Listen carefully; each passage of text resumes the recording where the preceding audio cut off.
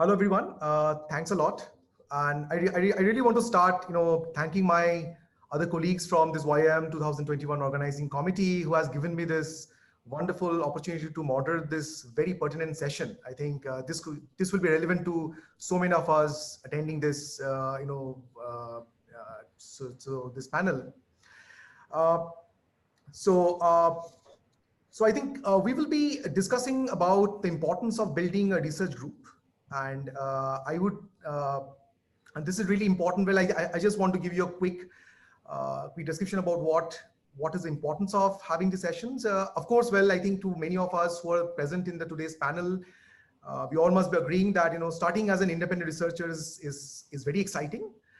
So I think I really want to congratulate of all those people who had kind of made it this far.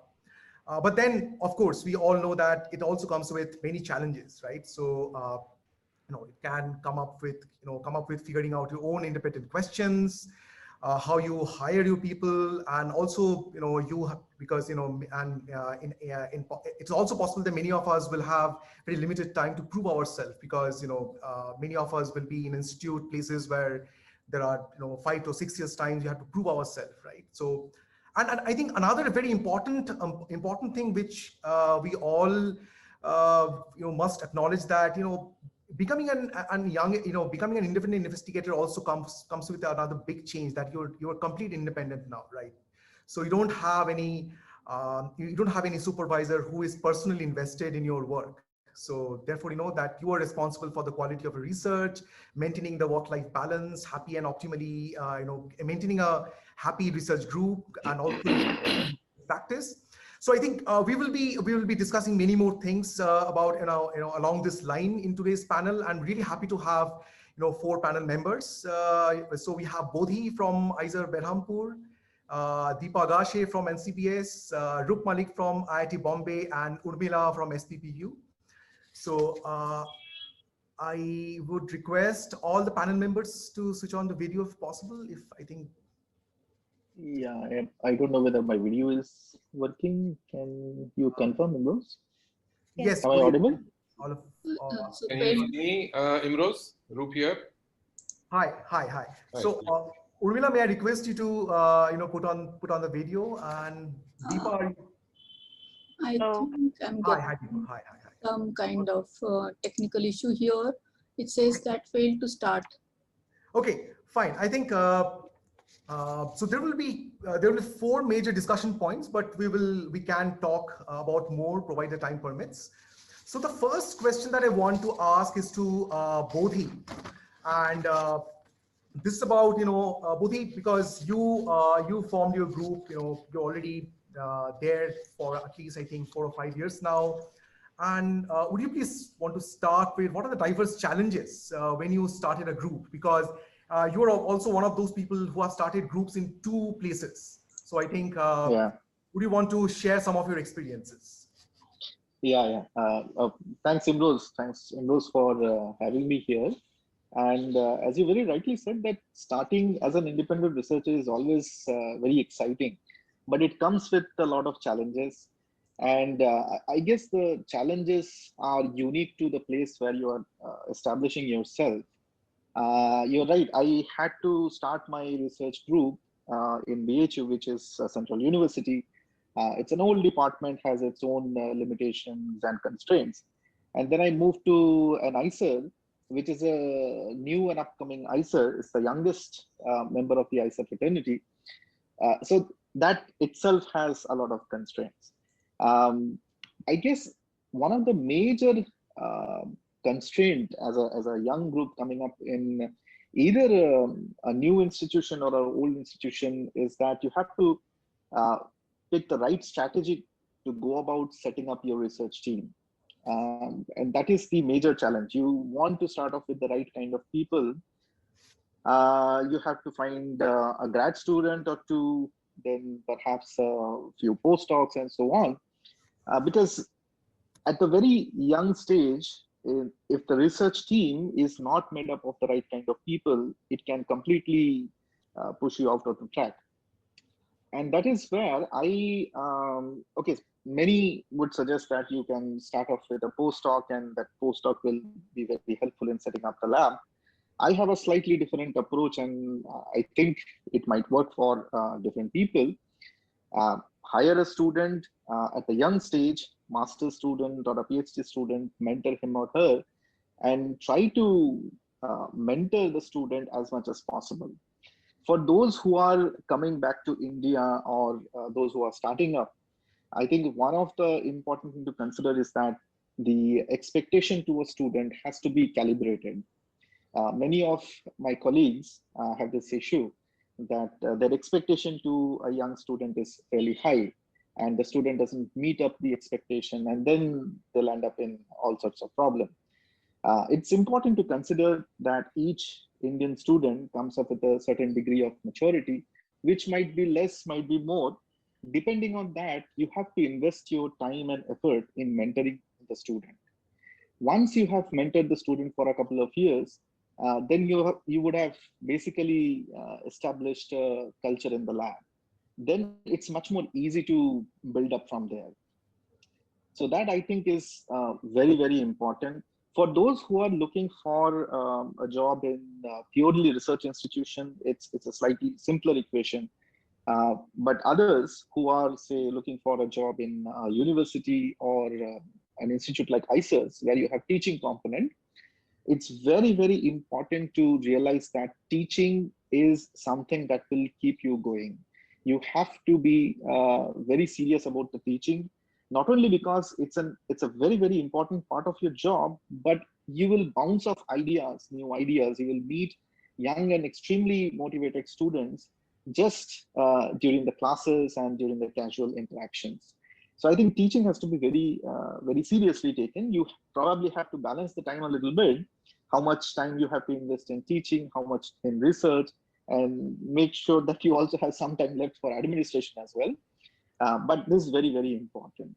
The other challenge is to understand that being a faculty or a group leader is not necessarily only science, only research. There is a lot of management, administration that you have to be part of. It's very, very important to be mentally prepared to take up those challenges. Otherwise, you will simply be extremely frustrated that I don't have time left after the administration and I cannot do this, I cannot do that. All that I can say in this very, very short time is that if you know the system, there are ways you can get your things done your own way. You might have to stretch things a little bit here and there, but it's very important right at the beginning to spend a little time understanding the system so that you can work with it. Yeah, so I guess I have used up my allotted time. No, I think, yeah. So I think that's very insightful, Bodhi. Yeah. So I think we will come back to you again on this. Yeah. So my second question is for Deepa. So Deepa, so I think since you started a research group, I think you have been there for some time, and I think you have over a very short time, you have been able to form a very successful research group. And so that's the reason why my question is to understand, how do you rate the importance of having a research vision, for having a very successful research group? Well, so I guess for research vision, I would say two things are important. One, when we start a group, we're typically so excited to start on 10 different projects, right? Because we're full of ideas and we have these stored up ideas for years as a PhD student or a postdoc. I think it's important to be able to focus from the first day onwards to say, okay, I want one or two of my key areas to be sort of the bread and butter of my lab. This is what, I'm definitely going to do. And this is something that should ideally build upon your past work or research experience so that you're not going to be stymied by lack of expertise or lack of experience. And then that has to be balanced with something new that will emerge, right? You have to leave room for new questions and new ideas that come up for talented people who come in with questions that are maybe slightly different from your own focal areas. But then you can work with them and figure out to mutual benefit how you can work. And I think I've been lucky enough to be able to do both of these things very, very well, that I've had people come into the lab with their own ideas, little bit different from what I had in mind originally, but related. And that's worked out beautifully for me and for them, hopefully. And at the same time, we were able to keep going things that I planned to do originally when I first started my lab. So I think this is one way, at least, to be able to do new things, have the excitement of approaching new questions, but also not feel like you're letting go of something that you really understand and want to continue in the really long term as your own set of ideas and lab. So, and I think these are both important because as a new lab, everybody is really excited, or typically is going to be very excited, very gung-ho about the projects and whatever is going on, because you have a new lab, right? You yourself are going to have enormous enthusiasm and energy in the beginning, especially. But you need to balance that with having to build longer term a solid base on which further work can happen over the years. So that's what I would say about research vision and how you might be able to approach it. So, and also I think one of the very important thing that we often I think we have to keep in mind, how to mentor students. You'll be having so many different kinds of students, right? And it is almost inevitable that you have to keep on tweaking your mentoring style, right? And do you find it very challenging to keep changing your mentoring style to cater such diverse kind of students that keep on flocking your lab? Yeah, no, absolutely. And I think this is one of the important lessons that I certainly learned in the first few years of setting up my lab, that as Bodhi was saying, you have to know the ground reality. What are the kind of students that you're getting? What is their training level? What does each student need to be able to flourish and to do the best that they can do? And that requires a lot of effort and a lot of constant tweaking, as you're saying. What I found is really, really helpful, actually, which takes some burden off from the PI as being the primary mentor, is to have a lab itself which is very diverse. And I've tried to actively do that, especially after the first 1 or 2 years, once I got a little bit of experience in doing this. So I avoided having people that are kind of either clones of me or clones of each other, right? People who come from different backgrounds, different perspectives, different experience, different strengths. And I think that has been very, very nice, and has worked out really well, because then they learn from each other a lot, and they can mentor each other and help each other, because everybody has different strengths and weaknesses.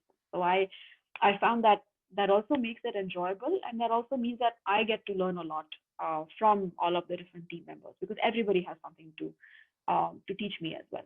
So I really like that. What I would say though is if you can, do try and get a diverse group. But if it's not seeming easy, don't fuss about it and don't worry about it too much. Get the best people that you can at that point and keep going. And eventually you will be able to find the different sets of expertise and things that you'd like. The second thing that I think is useful in terms of mentoring is to be very clear about what do you want to achieve from your mentoring.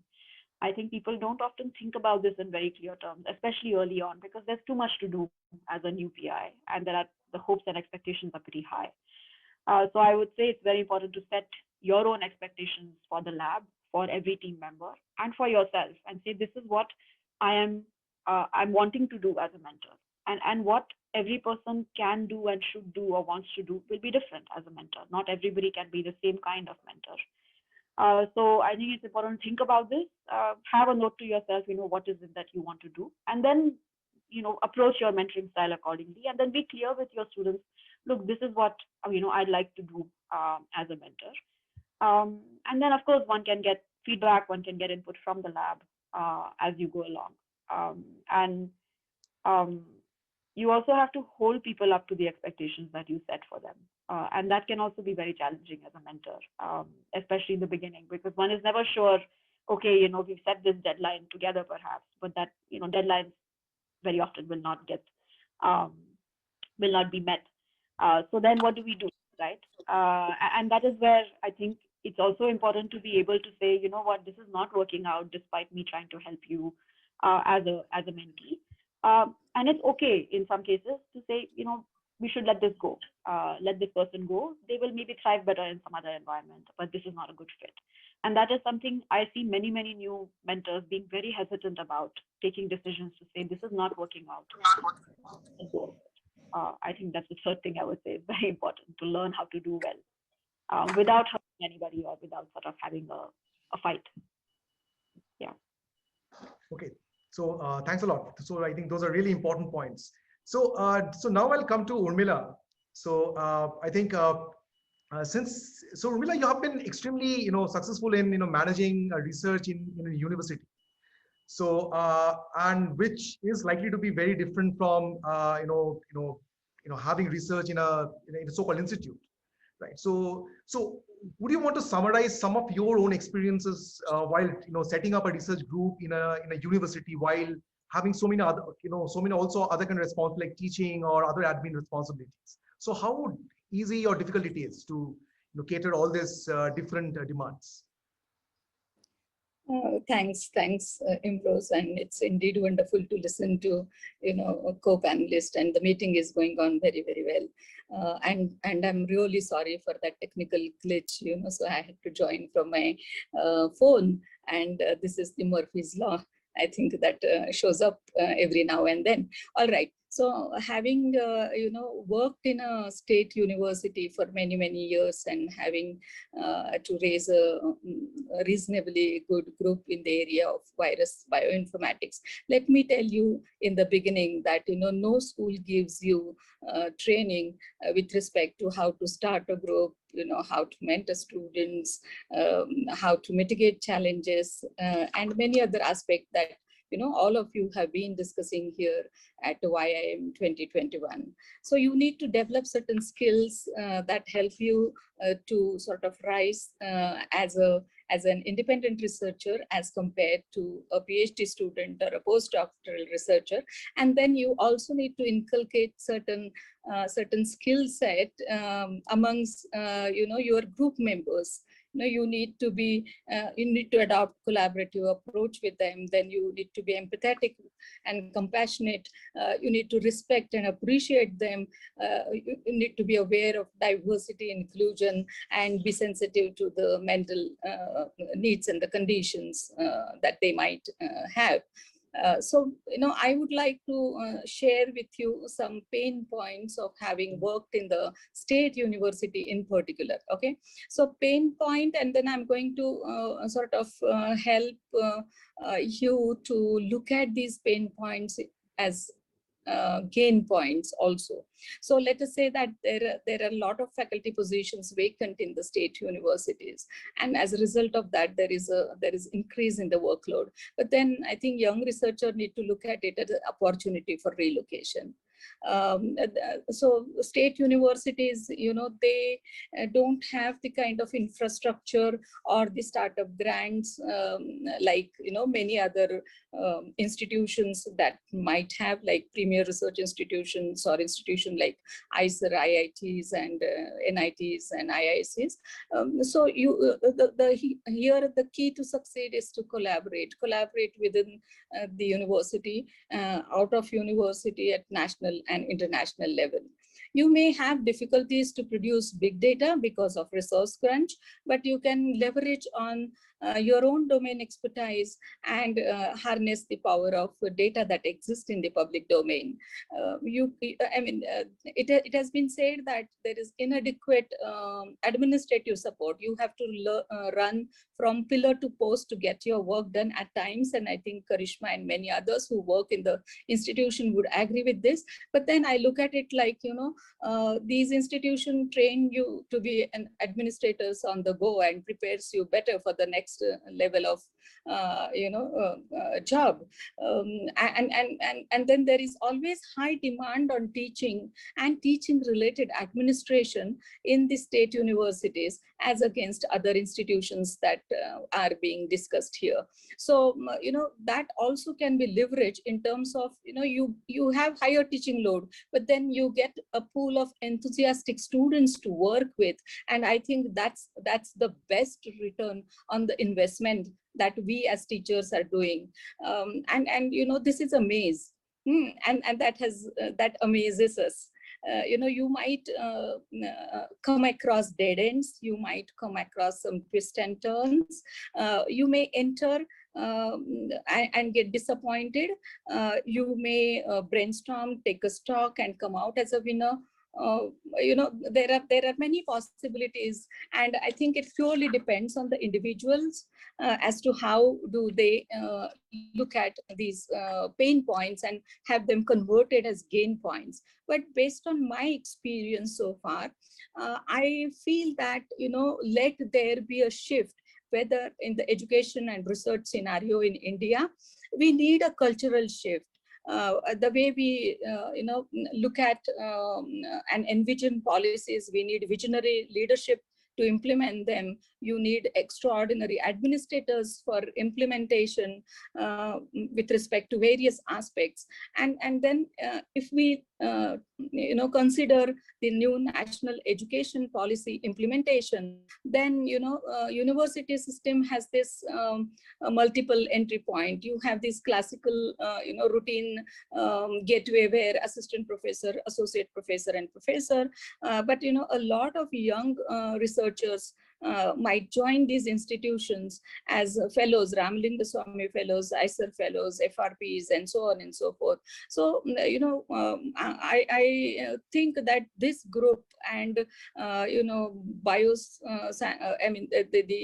the organizers can sort of come together and propose that let there be a scientist cadre in the university as a career growth path for the young investigators that would join these universities.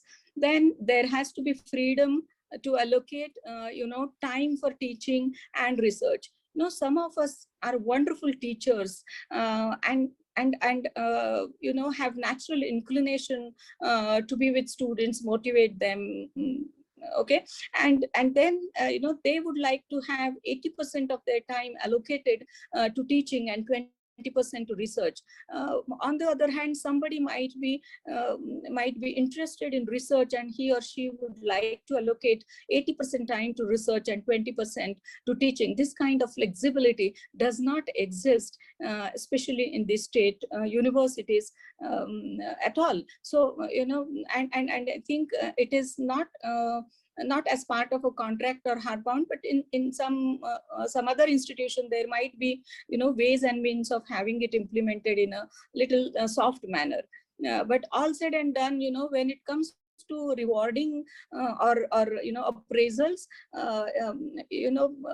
the question young or senior researchers are asked about research. So it's high time that we need to reward both teaching contributions as well as research contributions.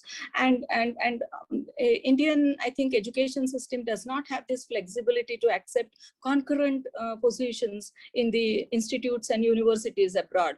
I think if it is done, then it would help young researchers to be connected not only to the collaborators but to the mentors abroad, and then that can be a game changer. And all these points of cultural shift are essential. That is because university systems are expected to gear up to innovation, startup, translation, and let there be a social relevance, like earlier speaker, he was mentioning about local relevance while you take up the research problems. So these are some of the thoughts that I thought I would put on or bring on the table for the discussion in the Q&A session, especially. Absolutely. Thank you. Extremely valuable. Thank you. Extremely valuable. Yeah. So thank you. Finally, so I just come to Roop, and so for Roop, I have one question, which is because so I think so this journey from a young lab to become a lab which has already been established and doing, and actually a lab which is which is growing in a given ecosystem. So this just balancing this whole flow could be very challenging, right? So what do you think? Means how do you balance this out? Growing from a young lab to become a very established lab in a growing ecosystem of research. Ideally, you should. I mean, if the ideal way would be to age like good wine, maybe, if I can say so. But no, I mean, jokes apart, I think in this journey, what I feel is most important is how are you different from others? Okay, is the way you work different? Is the questions that you are addressing, are they different? Or so I think that is most important. If you are able to do something which I'm not saying necessarily good or bad, that's for others to evaluate. But if you strive to have your own way of doing things and not just read what others have done and try to replicate that with some change from here and there, I think that helps you a lot in this transition, not just in the transition, in getting started as well. Okay, like when you write your grants and when you begin your life as a researcher, you need to be really able to ask yourself this question: what am I doing different?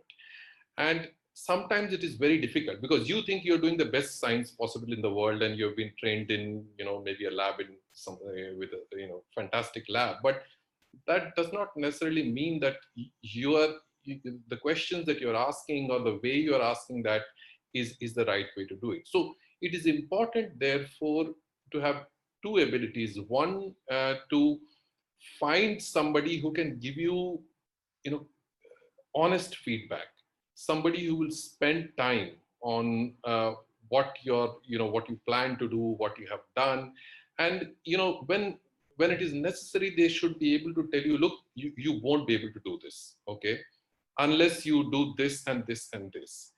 Either you yourself should have the ability to see yourself from a distance and decide, look, this is something which I can do, or would be ideal, that would be the best thing. But if you have colleagues, I hesitate to use the word mentors here, need not be very formal mentorship, but if you have somebody who can go and ask, hey, tell me, is this going to work? And that is something which I would take that a little further. When you, in this transition from a young lab to not so young lab, what you really need is friends. Okay, there are going to be times where you are going to be unhappy with how things worked out. I'm not just talking about your papers. Okay, how things worked out in the department. Maybe you did not get credit for something. Maybe you did not get your promotion at the right time. All kinds of things. Okay, it is very important for you not to isolate yourself in those times, because you may feel that somebody is biased against you. All these things are going to happen. That they happen in, this is nothing India specific, it happens everywhere. Okay, so it is important for you to have somebody, even if they are not able to help you, for you to have somebody who can go to and talk to. Okay, just somebody who can listen to you, maybe not provide a solution. So I think having friends outside the lab and also inside the lab, I see people who work with me as my friend. Yes, there is a fine line somewhere. You are the boss and you are finally going to take decisions, but make friends and figure out how you're different from others. I think that those are the two things which I think are most important. Yeah, I think that is very useful, because I think many of us, when we become independent, I think a big challenge that is often lie with us to make a different community of our own. When you start moving away from your previous mentors, you start making new community, new friends, new collaborators. I think all this also becomes so important determining factor. So I have one particular question which is slightly philosophical in nature, but I think I thought of putting this across this. To me, Imroze, or to whom? To me, addressed to me. So I think so. This is a question for I think it's open to everybody. Okay. So, yeah. So sometimes I think we also have to think very clearly about how to maintain the balance between the productivity, because also there's an intense pressure from a young PI to keep on writing papers, getting good grants, at the same time keep on thinking about really interesting, good, elegant questions. And maybe sometime, and having papers with a high impact factor or getting good grants doesn't necessarily mean that we are all doing a very good science. So how to maintain this balance? Do you think this is an important aspect to really think about for anybody who's going to start a lab? Balancing this productivity versus so how do you keep on being productive and versus you really become creative in terms of having ideas? Anybody? Yeah, I'll let the others answer. So any one of you have any stab at that? Because unfortunately, I think I am not the right person to comment on this, because I'm still, on that stage, in that stage where I am under that kind of a pressure. So I'll let others comment on that, and later on I can tell you my own feeling. So Deepa, you want to say something? Sure. I mean, I don't have a single answer to this, right?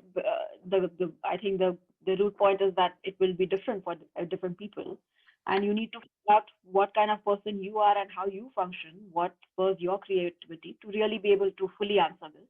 What I can offer is a couple of things that I found really helped me in this matter. One is to budget time specifically for this, right? To not have something on my calendar at some points of time in the day, or some days in the week, or some days in a month or a year or something, where I free myself from all other responsibilities and force myself not to have this structured meeting or whatever else, right? There's not a to-do list on my in front of me. And then I can just free form, read what I want to read, think what I want to think. And if this becomes particularly hard to structure, what I found is really helpful is go to specific kinds of very small meetings where this kind of thought and free form interaction and discussion with people can happen. And for me, that really helps me when I hear something that somebody else is talking about, or I can think on my own and have colleagues around me to just discuss, hey, what do you think, to bounce ideas off of. So what I have done in the past is gone to these Gordon research conferences a couple of times, which I really enjoy, where there's a lot of time in the afternoon to just walk in a very nice natural place with a couple colleagues and bounce ideas off of them, right? So I found that really helps me be creative as well. And I mean, so different things may work for different people, but I think you need to budget time for it. Otherwise, it will go by. It will be 5 years or 6 years since you started your lab, and you have no idea why you're doing what you're doing. And that's a very, very dangerous place to be in, I think, or just maybe not dangerous, but just very sad. And so, yeah, that's what I would suggest. Okay, so I think we are now going to move to the audience polls. There are many, many questions, and I will start with one of them. So I think there's one very pertinent question from Priya Gambhire, and I would, ask this to Urmila, that would you share some tips on steering research while, for example, this is very important in a university system to work with undergraduate students. How to maximize this interactions and do a really fruitful research? So any more specific tips that you want to give to our young PIs? Yeah, this is a very important aspect in order to remain productive, especially while working with young students. I think investigators have to spend a lot of time in meticulously, planning what would you like to do, what are the critical questions that you would like a particular project to answer. And then you have to spend some kind of me time and time with your collaborators to break down the problem in smaller components, and then give each of these components to a group of students, and then you can translate back and forth between them. While you allocate a smaller component to postgraduate student, you should also take them into sort of on board and show them the entire vision as to what is it that we are trying to address. This is a bigger problem that we are trying to solve, and this is the component on which you are expected to contribute. But always keep it in mind that your answer, the piece of the jigsaw puzzle that you are going to bring in there, is going to make the picture complete. Let them have this feeling of equal contribution and bringing in equal contribution to the projects. I think that strives and that proves to be a motivating factor for the young students. But then, project management, you need to spend extra time and to collate, what everybody is doing and have a continuous dialogue. I think having continuous dialogue helps a lot. Yeah. So that's what I Imroze, thought that I would share with you, Imroze. Yeah. Imroze, can I just add Sure. one thing here? Sure. Please, yeah, go on. Yeah, so see, one other thing that has worked, at least for me, is that while I'm teaching anything, any topic that is pertinent to my area of research, so what I would do is I would actually just add a little bit of flavor to, this is a problem that can be addressed in this way, just to give them a flavor of what I do. And that works wonders to attract students just to start conversation with you. That has worked for me. I mean, the first 2 students that I ever mentored as a research student, they were the first batch of MSc students in my class. And this is how I got them to talk to me. And this formula has worked for me ever since. For the last 5-6 years, this has worked for me. Okay. So my next question, okay, so the next question I'm going to rephrase a little bit. So this is a question by Amit Yadav. So, and I'm going to ask this to specifically to Deepa and Roop, both of you. So suppose you have, in your lab, you have, 2 of the best, students, and they have this conflict, and here they have conflict. Am I audible? Go ahead, Imroze, you're audible. Okay. No, so sorry. Yeah. So the question was, let's say you have 2 of the best students or best, or 2 of the best people who do the good research in your lab, and they have some conflicts, right? So how do you sort them out? Let's say you have to work with both of them. They're both of them equally good, and you need to make things work. So how do you handle such situations? Deepa, you want to say something? This is slightly hypothetical, maybe.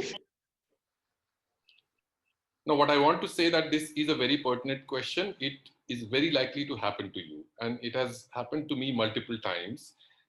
And I think it is important not to take sides in such a conflict, okay? Because invariably, what I have seen is that both of these students, let's say, there are reasons why there is a conflict, and both are right when you come from their viewpoint. So it would be expected of you as a PI to have understood the personality of these students in the period before they had this conflict. Okay, to some extent, you can't figure out everything, but when X is saying something in a certain way, it's probably happening because this person has a certain way of thinking. So I think you need to understand that, and it's not that you have to think about this all the time and worry about this all the time. If you interact in a normal way with your students, you will figure out where they are coming from. Okay, and at times you might realize that look, of the 2 students, one is being unreasonable. I think what I have done, and it has worked for me, is that take them aside and tell them, look, this is why I think you're not right. Okay, and I think it's important to say that in a nice way, of course. So there is no guarantee that the conflict will be resolved. Honestly, often you cannot resolve these conflicts. Is my experience. But I think as you have to remember somewhere, at least that's my way of working, is that you're not the mom or the dad of these students. Okay, you are their PI, you are their boss, and your purpose is that in spite of the conflict, they should be able to work in the lab, and they should be able to get something done which will help you as a lab, which will help both of them individually. Okay, your job is not to sit down with them and moan and groan with them about what happened or not. And I think they should get that message. Okay, because if you get into that, then there is no end to this really. I think in the way you interact with them, be passion. You need to show compassion, but I think there have to be some thresholds and some limits, and that's up to you. But somewhere they should know that you are the boss, and this is what you think, and your decision, of course, has to be fair, in your mind. But and that's that. Okay, and once you do that, I think they will get along with the job if they trust you. Okay, that they think what you have done is fair. So developing that trust is, I think there's no substitute for that. So Deepa, you want to add something to it? No, actually, I'd like to reiterate what Roop said. I strongly support that idea that you have to have boundaries about how, what is your role exactly in managing conflicts. What I found useful, I don't think I've had to deal with too many conflicts between people in the lab, actually, very, very luckily so. Or maybe I was completely oblivious, I don't know. But I think people, sometimes I sort of just encourage people to talk it out amongst themselves first, because what I found very often is conflict was arising from people just not communicating with each other. That if they did do that, it would actually resolve itself, because then they would sort it out, right? And I think it's partly arises sometimes because people are hesitant, people are shy to say, well, this is a problem that I'm facing and you are the source of this problem. How do we resolve this? So I suggest that specific phrases and wording they could actually use while discussing with each other and see if it sorts out. If it doesn't, I'm happy to step in. I can talk to both of these people at the same time, or I can talk to them separately and suggest what be the way forward. But in the end, I found two things helped. One is, like Roop was saying, remind them that ultimately work has to happen. Progress has to be made on whatever project is going on. That takes a degree of importance that cannot be underestimated. That's important. And then the second thing is to say, well, let's move past what has happened in the past. How do we make sure that this conflict or the source of the conflict does not stay a problem in future? And I think both of these things helped them to sort of say, okay, fine, what has happened has happened. Let's move forward. And what's the best way to do that? That seems to have worked to some extent. Great. So my next question is to actually to Bodhi. So I think this is a question from Madhura Raghavan, and and this is a possibly very relevant to how Bodhi started his career, because I know you were the first person who started the biology department in IISER Berhampur, right? And of course, you were kind of flooded with a lot of admin responsibilities. But before that, you were only trained as a researcher, right? So how do you cope up with this? It wasn't so easy, right? So suddenly wearing a different hat. Yeah, so basically, see, there is no, I would say that there is no right answer to this. I cannot give you a formula that one can just adopt. You just have to be smart enough to pick up certain traits. As I said when I was giving that short introduction, you have to spend a little time in understanding how administration works. It might be purchase. Suppose you have to sit in some purchase committee, so you have to know the purchase nitty-gritty details of the purchase manual. In new institutions, what really helps is if you are right from the beginning, you are going to be the member of committees which are tasked with coming up with purchase manual, hiring manual, PhD manual, etc. So when you are drafting it, you actually become trained with it. That is very important. And if you are not drafting it, then it makes sense to spend some time actually going through such manuals so that you understand administration. Of course, it's impossible to remember everything. So sooner or later you will make some mistakes, somebody else will be correcting it. So you have to have a good relationship with the administration and your colleagues. So whenever you make that mistake, somebody will be correcting you, instead of, that mistake, going into some major problem. Yeah. But yeah, you just have to figure out how to deal with it.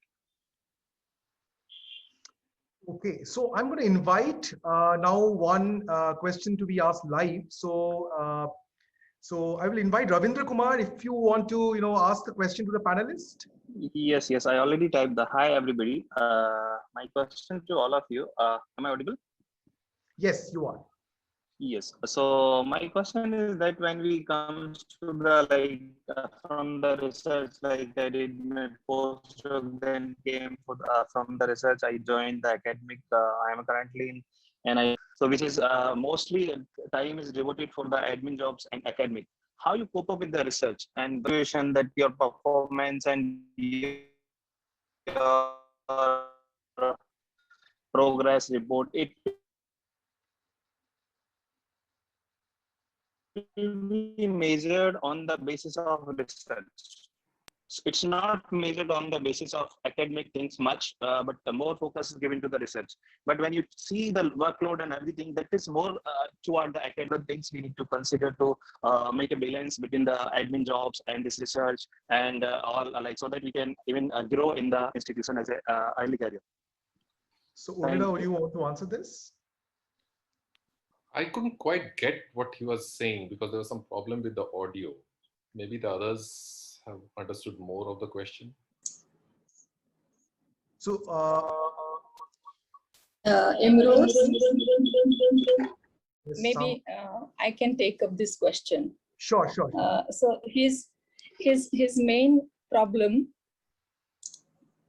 the question he's trying to ask is, how to allocate time between, admin. You have to.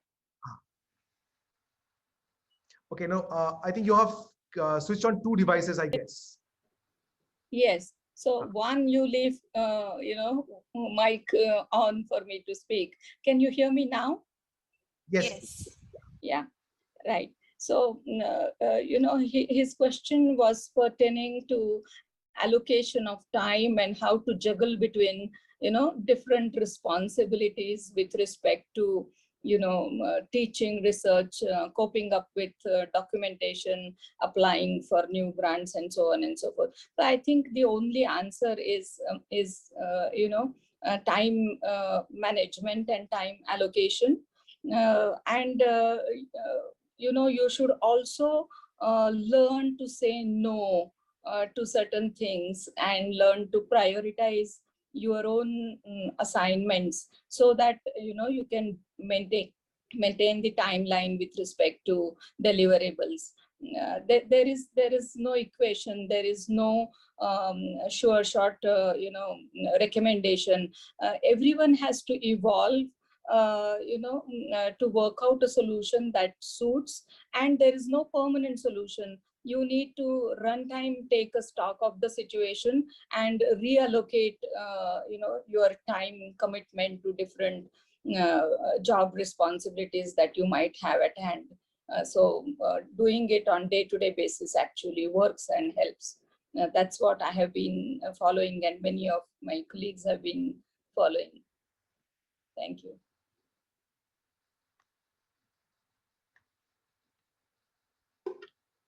Okay, so okay, just a minute. So just questions. Sorry about that. Yeah, so I think so. There is another very interesting question which is coming up. So I'm again going to invite Viji to ask these questions live. So Viji Subramaniam, do you want to ask these questions live to the panelists? Just give me a minute, Imroze. I'm giving them permission to talk. Hello, can you hear me? Yeah, go ahead, Yes. Viji. Thank you for organizing this really nice session. My question to the panelists is that I'm in my second year of my career as an assistant professor, and my lab expanded, expanded really quickly. I have 4 graduate students and 2 undergrads, and the bridge that the gap that I was hoping for between them kind of bridged because of the pandemic. So any advice on how I should deal with this burst of students who are all at the same stage, which is beginning of their research career? How do I go about this? Any advice is appreciated. Yeah, Deepa, go ahead. I can offer one thing. First, condolences. It's going to be very hard. But I think you can manage. I would suggest trying to see if you can get some help from other peers, other colleagues who may be more experienced in mentoring students. So you can ask them if they can help mentor to some extent, at least some of your students. If there are TCM members, if you have thesis committees, for example, for students, they can also help make sure that nothing falls through the cracks and nobody sort of gets left behind or forgotten. Another thing you might be able to do is to enlist senior students or postdocs from neighboring labs who might sort of fill the same kind of gap if you're able to do that. That would be one suggestion that comes to mind. I think if, I have to say something on that. You should yourself think whether you have, as a PI, you have enough ideas on which each of these can independently do something. Yes. Is your restriction one of ideas, or is your restriction one of resources? Resource and time. I just feel like I don't have, I'm not able to do justice to them, to keep them, bring them all to the table and have them run with their projects. Ideas are not a problem. They all have their own projects. Just training them and getting them moving forward. This is where, this, because you are in your very early stage, it is important for you also to understand that they have to develop on their own. It's not that you are going to do most of the things that they need to do. And, you need to make sure that they become independent. Maybe this is a fantastic opportunity for them to become independent. So if you think that, I don't know how you work, of course, I mean, you can correct me, if you are meeting them every day for 3 hours, and if you're going every day and asking, okay, how much did you do, what did you do yesterday, and how much have you done more today, that some students may not take it very well, some may. So I think that distinction you need to make between these 4 students that you have. Who needs a day-to-day hand-holding, and I hope that number is on the fewer side, and who does not. So that is something for you to evaluate. And the ones who can, who maybe don't want to talk to you every day, I think you need to understand that. It's just because you want to go and talk to them doesn't mean they need your advice on a daily basis. So if you understand that, and if you maintain that balance, maybe they will grow up quicker. And that might be a good thing for you. Thank you. Okay, so I think we can take one last question from Abhilasha Joshi, and she's asking, what are some useful skills necessary for building a healthy and collaborative research group in India that you wished you knew before you actually started?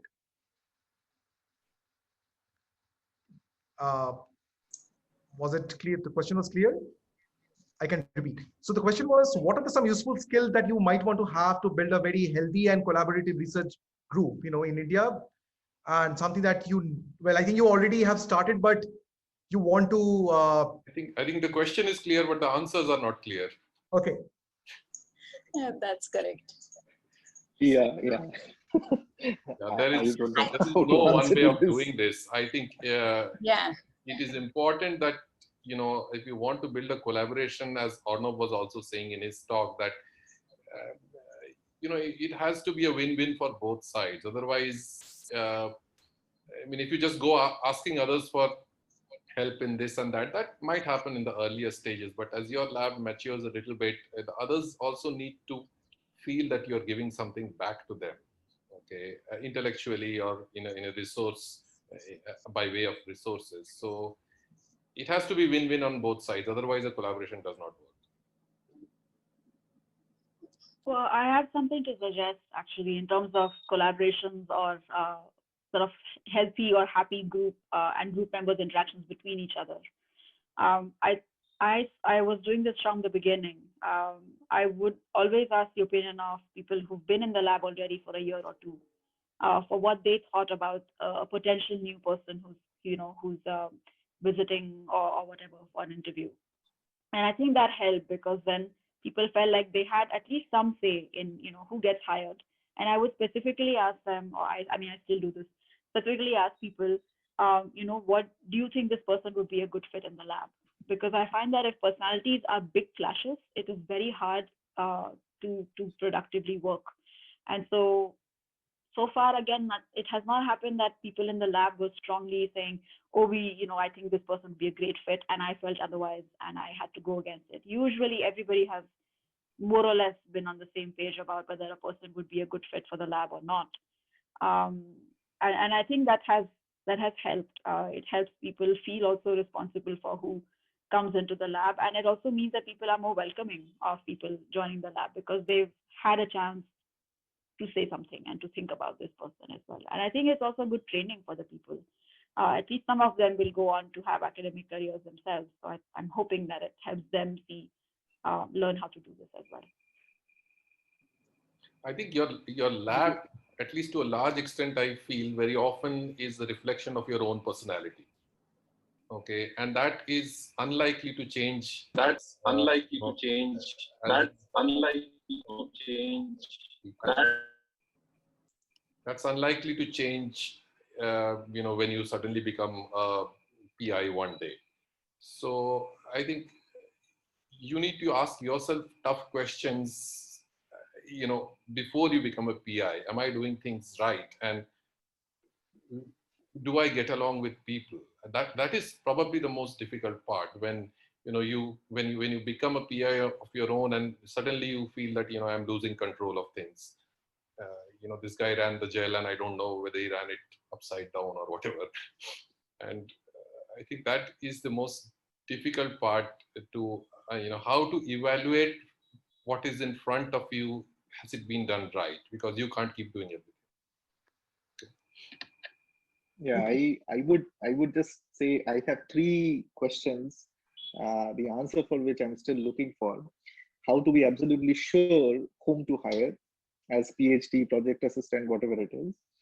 Number 2 is, if there is a conflict in the lab, how to resolve.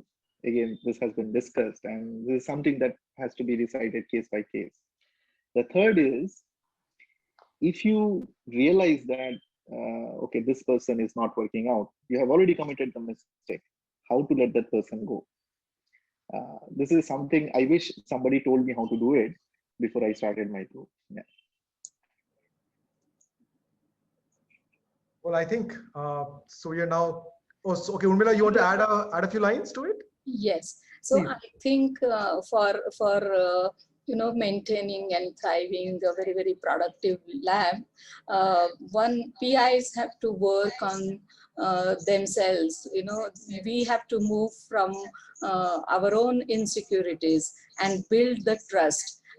As and when you have individuals coming in from a diverse background, their expectations are different.